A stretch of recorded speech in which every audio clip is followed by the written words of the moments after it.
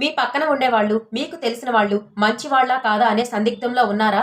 అయితే నేను చెప్పిన లక్షణాలు వాళ్ళలో కనిపిస్తే వాళ్ళు కేవలం మంచివాళ్ళు మాత్రమే కాదండి, ఆ భగవంతుడితో కూడా సమానం. మరి ఈ లక్షణాలు వాళ్ళలో కనిపిస్తున్నాయేమో ఒక్కసారి చెక్ చేసుకోండి. అందులో నెంబర్ 1, వీళ్లకు మనసులో ఎన్ని కష్టాలున్నా ఎన్ని బాధలున్నా కూడా ఎవరితో చెప్పుకోరు. వాళ్ళల్లో వాళ్లే బాధపడిపోతూ ఉంటారు. వాళ్ళ ముఖంలో ఎప్పుడు చిరునవ్వు చెరిగిపోకుండానే ఉంటుంది.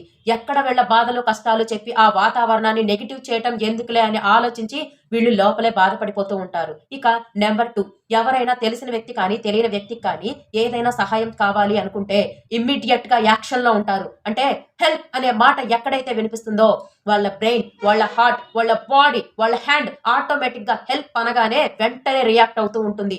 ఎదుటి వాళ్ళకు సహాయం చేస్తే ఇది నాకు వస్తుంది, ఇప్పుడు ఇది చేయటం వల్ల నాకు ఈ ప్రతిఫలం వస్తుంది అని ప్రతిఫలాన్ని ఆశించకుండా చేసే సాయం మాత్రమే వీళ్ళది. ఇంకా నెంబర్ 3, ఎవరితో అయినా మాట్లాడేటప్పుడు ఏ మాట మాట్లాడితే వాళ్ళు హట్ అయిపోతారేమో అని చెప్పి 1కి 100 సార్లు ఆలోచించి వీళ్లే ముందు హట్ అయిపోయి అమ్మో ఇప్పుడు వీళ్లతో ఇలా మాట్లాడకూడదు అని వీళ్లే ఆలోచించి చాలా జాగ్రత్తగా అవతల వ్యక్తితో మాట్లాడుతూ ఉంటారు. వీళ్ళ మాటలతో కూడా ఎవరు హట్ కాకూడదు అనే ఉద్దేశంతో ఉంటూ ఉంటారు.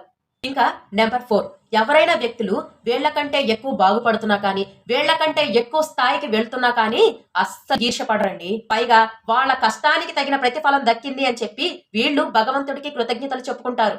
నెంబర్ 5, ఇదైతే చాలా ఇంపార్టెంట్ అండి.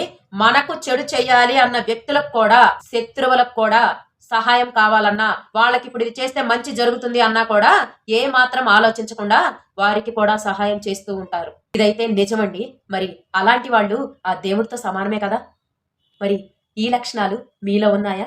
తెలిసిన వాళ్ళలో, మీ పక్క వాళ్ళలో ఈ లక్షణాలు ఉంటే వాళ్ళు నిజంగా మంచి వాళ్ళు.